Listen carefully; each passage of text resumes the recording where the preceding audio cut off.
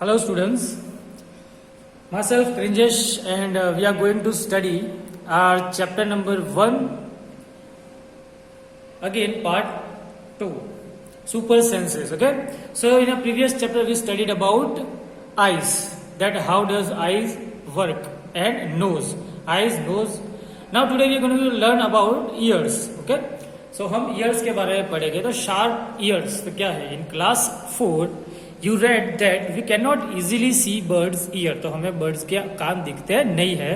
There ears are small holes covered with feathers, तो उनके जो कान होते हैं वो छोटे छोटे होल्स होते हैं जिनके ऊपर फिदर्स होते हैं, मतलब कि जो बर्ड्स के पर होते हैं, पंख, वो उस पर लगे हुए होते हैं ताकि वो कान ढक जाए. क्यों? क्योंकि बर्ड्स लोग उड़ते हैं, तो उड़ते उड़ते कान के अंदर हवा भरने से खतरा रह सकता है, क्योंकि बर्ड्स बहुत फास्ट उड़ते हैं. इस वजह से तो फिदर्स से कवर होते हैं ताकि सिर्फ जो आवाज की वाइब्रेशन होती है वही उनके कान तक पहुंचे. Write the names of 10 animals whose ears can be seen. हम ऐसे कौन से जो जानवर है जिसके हम कान देख सकते हैं, तो आप कोई भी लिख सकते हैं, जैसे कि you can say cow, buffalo, ox, horse, donkey, dog, deer, elephant, rabbit, monkey.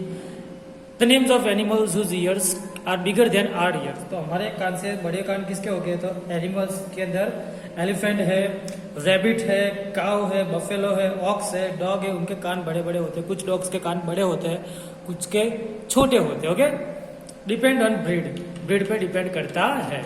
Think, is there some link between the size of animals ear and their hearing. तो कोई लिंक है उनके कान की साइज पे और उनकी हियरिंग एबिलिटी के ऊपर. So for this activity, find a quiet place in your school and tell one of your friends to stand at a short distance and ask him to say something softly. तो कुछ बोलने के लिए कहो अपने दोस्त को, बोलो कि थोड़ा दूर रहे साइलेंट प्लेस के अंदर और बोलो कि कुछ बोले. Okay, now rest of you should listen carefully. Then all of you put hands behind your ear. तो अपने कान के आजू बाजू ऐसे हाथ रखो और फिर उसे बोलो सेम लैंग्वेज में बोले, तो आपको ज्यादा सुनाई देगा. क्यों? क्योंकि देखो, अब सिंपल चीज है कि फनेल होती है, उसका माउथ जितना बड़ा होता है उतनी ही चीज वो ग्रैब करेगी. तो अपना जो कान है ये वो फनेल की तरह काम करेगा. आपने देखा होगा कि वो केरोसिन लेने के लिए या पानी भरने के लिए एक फनेल का यूज होता है, और फनेल के एक जो होल होता है वो बड़ा होता है, फिर उसके नीचे छोटा होल होता है जिसके अंदर से चीजें जाती है. तो ये ऐसे फनेल काम करता है. तो जितना बड़ा फनेल होगा उतना ही आवाज ज्यादा अंदर कान के अंदर जाएगा. तो जितने बड़े कान हो गए उतनी ही आवाज ज्यादा अंदर जाएगी और उतना ही क्लियर हमें सुनाई देगा. देन वैसे let the same child say something again softly as before, which case you hear sharper. तो कितना, कौन से केस के अंदर आपको ज्यादा सुनाई दिया वो आपको चेक करना है. तो put your hands over your ears and से समथिंग. तो अभी आपके कान के ऊपर हाथ रखो और फिर कुछ बोलो. Can you here any own voice. तो आपको अपना खुद का आवाज सुनाई देता है तो नहीं सुनाई देगा, मतलब कि बहुत हल्का सा सुनाई देगा. Okay, seat near a desk. Tap ऐसे डेस्क के ऊपर रखो, कान ऐसे डेस्क के ऊपर रखो. आपने किया होगा ऐसे तबला बजाते थे डेस्क के ऊपर और सुनते थे और खुश होते थे. ओके, ऐसा करने का बोल रहे हैं. तो listen carefully. Now put your ear on the desk and sharp as soon in figure and tap the desk again. वापस डेस्क को टैप करो. कैसे सुनाई देगा आपको? तो बहुत अच्छे से सुनाई देगा, क्लियरली सुनाई देगा. Okay, now this is how snakes hear. तो स्नेक होता है वो इसी तरीके से हियर करता है. They do not have external ears. तो उनके एक्सटर्नल ईयर्स होते नहीं है. They only feel vibrations on the ground. तो जो ग्राउंड पे वाइब्रेशन होते हैं वही वो फील करते हैं. अपनी जो स्किन होती है, जो पेट के नीचे वाला पोर्शन होता है वो, उस पे वो ग्राउंड के ऊपर वाइब्रेशन जो होते हैं वो वाइब्रेशन फील करेगा और उन्हें पता चलेगा कि नहीं, यहाँ से कुछ आवाज आ रही है. High upon a tree, langur warns other dangers like tiger and leopard. The langur does this by making a special warning call. तो स्पेशल वार्निंग कॉल बोलता है. आपने देखा होगा कि डिस्कवरी के अंदर की बंदर होते हैं, वो अचानक कोई शिकारी जानवर आ जाता है तो कैसे मेमियाते हैं, चीखते, चिल्लाते, चिंगाड़ते, अलग अलग तरीके की आवाजें निकालते हैं. वो कोड्स होते हैं क्योंकि उनके स्पेशल कोई लैंग्वेज होती नहीं है, पर एक दूसरे को ऐसे ही स्पेशल वार्निंग का इशारा अलग होता है, बुलाने का इशारा अलग होता है, मतलब कि वो इसी तरीके से आवाज होती है वो अलग अलग तरीके से निकालते हैं. Birds also give alarm calls to warn about danger. तो बर्ड्स होते हैं वो भी अलार्म कॉल निकालते हैं. जैसे कि समझो कि कोई मुर्गी ही समझो. ओके, तो जब ऐसे ही होती है तो अलग आवाज, धीरे धीरे आवाज होती है, जब डेंजर होता है तब भागती है और जोर जोर से आवाज निकालने लगती है. इसी तरीके से सभी जानवर के अलग अलग वार्निंग कॉल्स होते हैं. Some birds even have different sounds for different kinds of danger. तो अलग अलग डेंजर के लिए अलग अलग साउंड भी होते हैं. बड़ा डेंजर के लिए अलग, छोटा डेंजर के लिए अलग. For example there is a different warning call if enemy is coming from the sky और if enemy is coming from ground. तो ग्राउंड से आ रहा है कोई दुश्मन या स्काई से आ रहा है, उसके लिए अलग अलग वार्निंग कॉल्स होते हैं। Fish give alarm call by electric signal. तो फिश होती है वो इलेक्ट्रिक सिग्नल होती है, उससे अलार्म कॉल देती है। आपने सुना होगा इलेक्ट्रिक ईल के बारे में, वो 12 वोल्ट का झटका देती है इंसान को और अपना शिकार होता है वो ऐसे इलेक्ट्रिक शॉक से ही मारती है। Some animals start behaving in a different way when earthquake और a storm is about to come. तो जैसे ही अर्थक्वेक आने वाला होता है, स्टॉर्म आने वाला होता है, तो एनिमल्स होते हैं वो अलग अलग तरीके से आवाजें निकालते हैं। जापान के अंदर स्पेशल काइंड ऑफ बर्ड होता है, उस चिड़िया का नाम मुझे एग्जैक्ट नहीं पता है, पर वो होती है ना, उसे कम से कम 4 या 5 घंटे पहले ही सुनाई देता है उस अर्थक्वेक की वाइब्रेशन समझाई देती है, इसीलिए वो क्या करती है, वो एकदम डिस्टर्ब हो जाती है। तो जापान के क्या करते हैं, जापान के लोग होते हैं ना, वो उस चिड़िया को पकड़ के रखते हैं, क्योंकि हमारे पास ऐसी कोई अभी भी टेक्नोलॉजी नहीं है जो अर्थक्वेक आने से पहले हमें बता सके। अर्थक्वेक आता है तब बता सकता है कि भाई अर्थक्वेक आ रहा है, वो कितने वाइब्रेशन से आ रहा है, पर उससे पहले जानकारी हमारे पास नहीं होती है। तो इसीलिए ऐसे बर्ड्स का उपयोग करते हैं वो, ताकि वो 4-5 घंटे पहले ऐसे एकदम डिस्टर्ब हो जाए और चिल्लाने लगे और चीखने लगे, ताकि पता चल जाए कि अर्थक्वेक आने वाला है और लोग बच सके। ओके, तो इस तरीके से नेचर का यूज करके भी वो खुद को बचा सकते हैं। People who live in forest can also observe such behaviours of animal and know to danger. तो उनको भी ऐसे एनिमल्स के बिहेवियर से पता चल जाए कि भाई डेंजर आने वाला है, यहाँ से कोई जानवर आ रहा है, और वो अपने हिसाब से अपने आप को सेटल कर दे। इन दिसंबर 2004 few tribes that lived in forest of Andaman Island, Andaman and Nicobar islands के बारे में पता होगा, वहाँ पे रहते थे, notice the animals behaving in different manner. तो उन्होंने डिफरेंट मैनर में एनिमल्स को बिहेव करते हुए नोटिस किया। They guessed there some danger so they moved away to safer place of island. तो अच्छे कोई सेफ प्लेस ऑफ आइलैंड थी, वहाँ पे चले गए।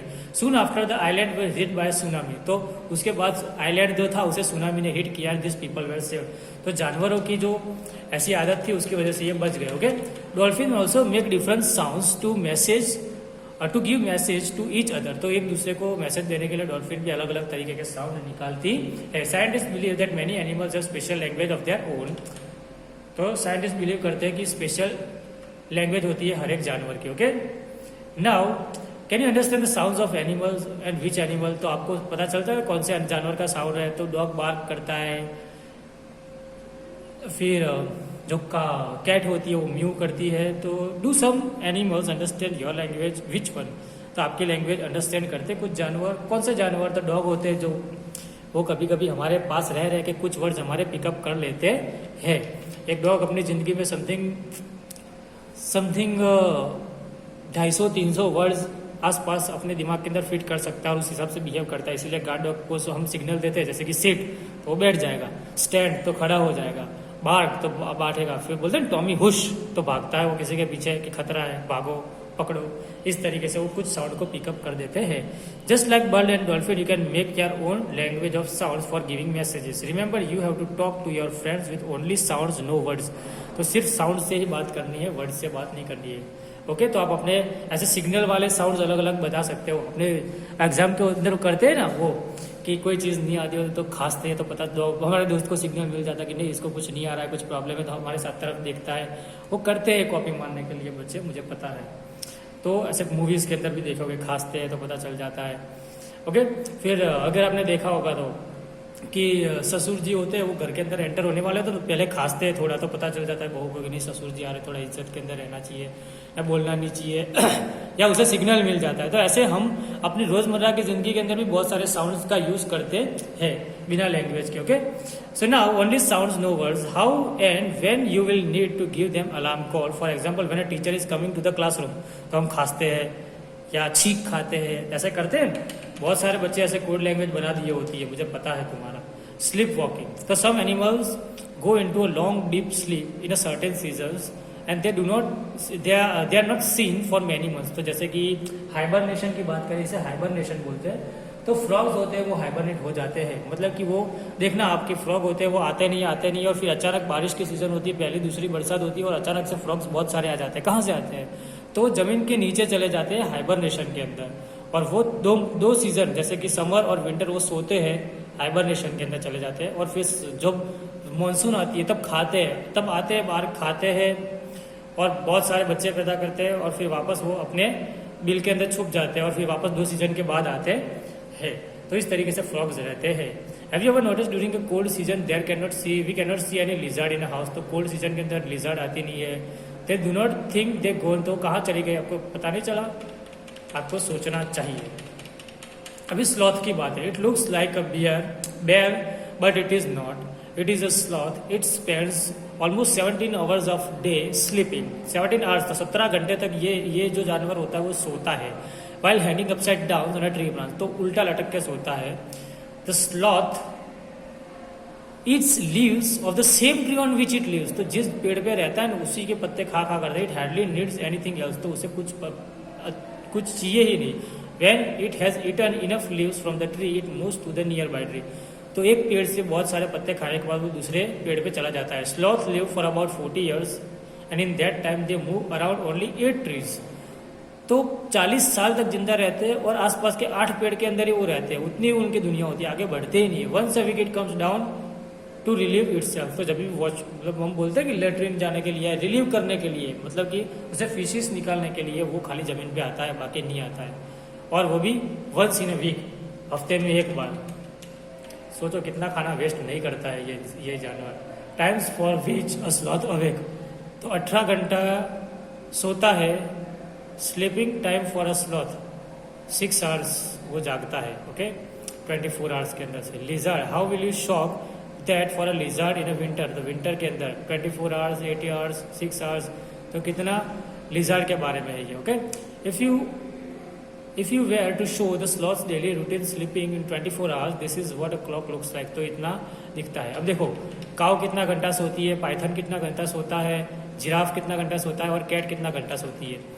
ओके उसके बारे में। When you see different animals, do you have any questions about them? Make a list of 10 such questions. तो ऐसे 10 क्वेश्चन की लिस्ट बनाए। Okay now teacher note sleep walking routine of an animal, sleep and waking routine of animal is given in 24 hours of clock to encourage children. तो ये आपको मैं clock दूंगा और आपको पता चल जाएगा। ओके अभी tiger can see 6 times better at night than most of us. तो टाइगर होते हैं, आपने देखा होगा कि बिल्लियों की और उनकी आंखें चमकती है। क्यों? क्योंकि आंखें रिफ्लेक्ट करती है, तब वो चीज़ खास और साफ दिखाई देती है। तो टाइगर के भी ऐसा होता है। तो वो तो रात को शिकार करता है, इसलिए उसकी तो आंखें ठीक होनी चाहिए। और इसी वजह से क्या होता है कि वो अच्छे से देख सकता है। वो नाइट में शिकार करता है ना, इसलिए। Tigers whiskers are very sensitive and can send the movement of vibrations in the air and help the tiger to move in dark and prey. तो विस्कर्स मतलब क्या होता है, ये जो मूंछें बोलते हैं वो। Tiger's sense of hearing is so sharp that it can make out the difference between rustling of leaves of the sound of animals moving on the grass. तो पत्ते अपने आप हिल रहे हैं और कोई जानवर किसी घास के अंदर चल रहा है, उसके बीच में डिफरेंस क्या होता है ये भी टाइगर को पता चल जाता है। इसीलिए बहुत अच्छा शिकारी होता है। और टाइगर हमेशा पीछे से वार करता है, आपने देखा हो तो। The years of tiger can move in different direction and it's help can catch the sounds from around. तो जो उसके कान होते हैं वो हर एक डायरेक्शन में घूमते हैं और सारे साउंड्स को पिक कर सकते हैं। Tigers make different sounds for different purpose, like when it is angry or call out to a tigress, तो अपनी बीवी को बुला रहा होता है, तब गुस्से में होता है तब अलग आवाज निकालता है। It can also roar and snarl.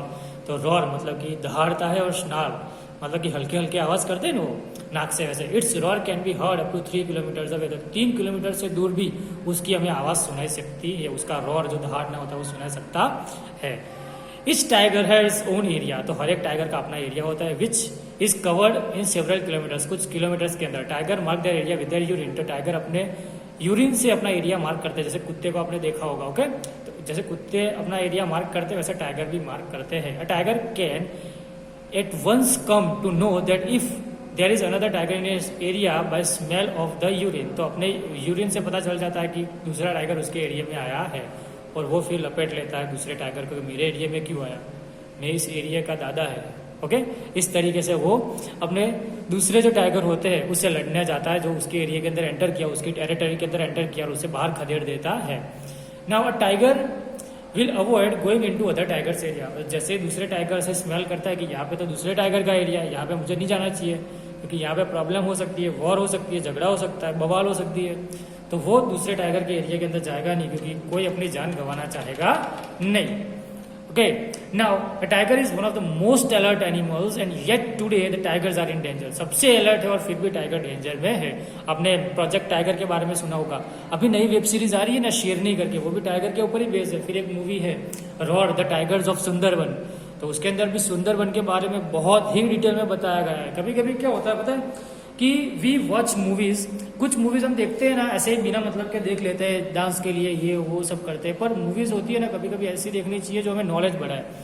तो ये roar the tigers of Sundarban movie है ना, उसके अंदर सुंदरबन के बारे में और टाइगर्स के बारे में बहुत ही डिटेल्ड इन्फॉर्मेशन दी हुई है। ओके, तो ऐसी मूवीज देखते हैं हमें पता चलता है कि क्या है क्या नहीं है, किसी चीज़ के बारे में, किसी देश के बारे में पता चलता है हमें।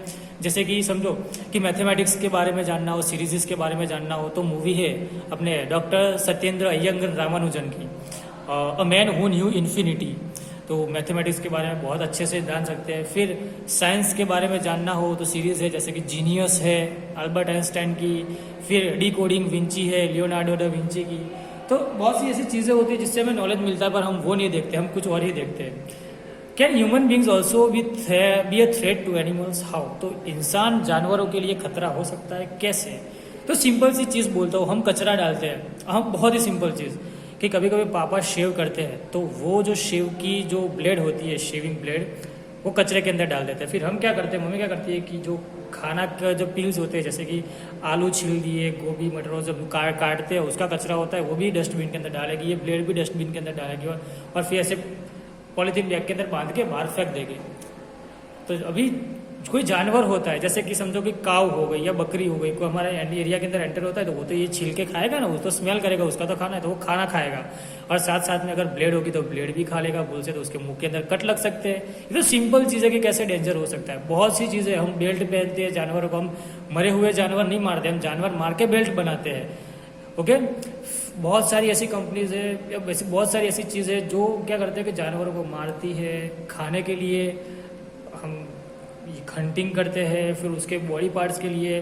तो जैसे कि आपने देखा होगा वो मूवी है जंगली, उसके अंदर क्या होता है कि वो हाथी के दांत होते हैं, वो लोग बेचते हैं और पैसा कमाते हैं। ओके, तो ऐसे जानवरों की बहुत सारी चीज़ होती है, जैसे कि देखो elephant are killed for their tusk, rhinoceros for its horn, tigers and crocodiles and snakes for their skin. Tiger है, क्रोकोडाइल्स है और स्नेक, क्रोकोडाइल्स के और स्नेक स्किन के, स्नेक स्किन के बेल्ट बनते हैं, क्रोकोडाइल स्किन के बैंड बनते हैं, फिर इसकी क्या बोलते हैं उसे कर्टेन्स, और बहुत सारी चीज़ें बनती है बैठने के लिए।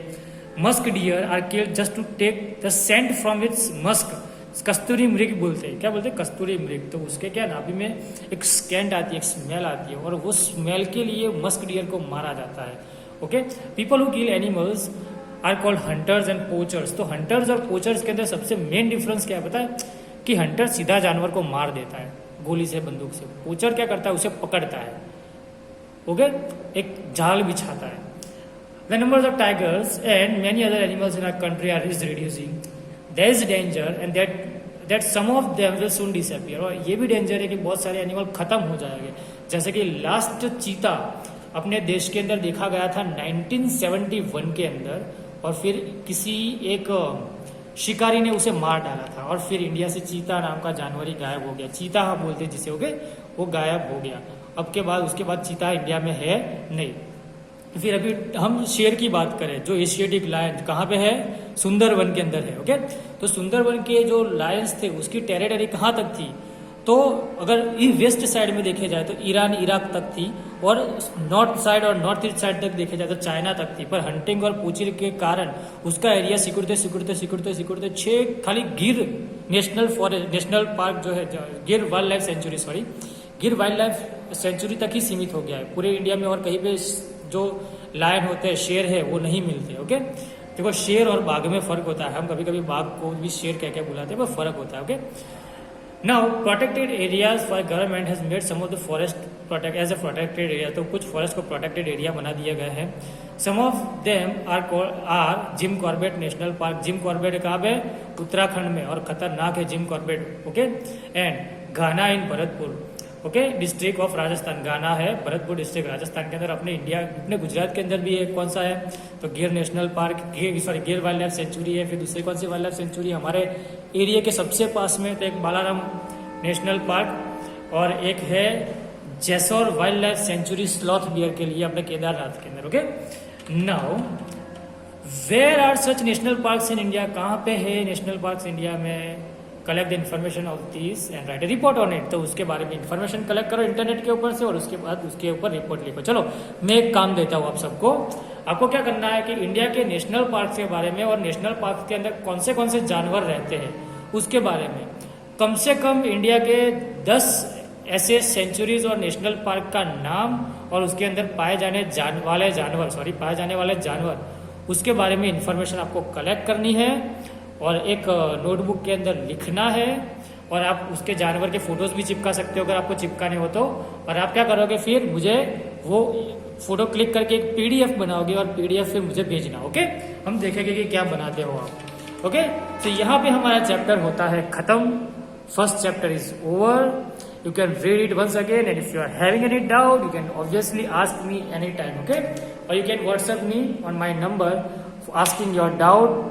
Okay, till then, bye-bye, take care. We'll be soon right back with our new chapter, okay? Thank you very much.